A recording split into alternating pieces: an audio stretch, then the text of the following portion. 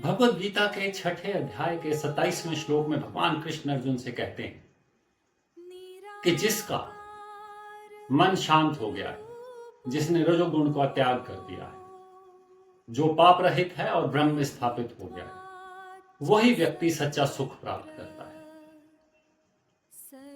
मन का शांत होना और उसके बाद रजोगुण का त्याग होना, ये दो चीजें आपस में जुड़ी हुई। राजस एक ऐसा गुण है जिसमें दो हिस्से हैं, अच्छे भी हैं और बुरे भी हैं। अच्छे हिस्से हमें सत्व की ओर लेकर जाते हैं, सत्व गुण की तरफ लेकर जाते हैं, और बुरा हिस्सा उसका हमें तमस या तामसिक गुण की तरफ लेकर जाता है।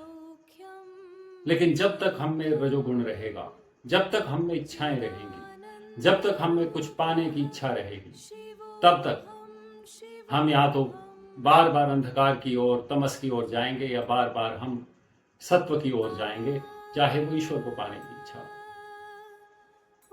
लेकिन ईश्वर कहते हैं कि जब आपने इस गुण को समाप्त कर दिया, तब आप निर्गुण हो जाएंगे, आप में गुण रहेंगे ही नहीं। क्योंकि यही तमस को पैदा करता है और यही सत्व को पैदा करता है।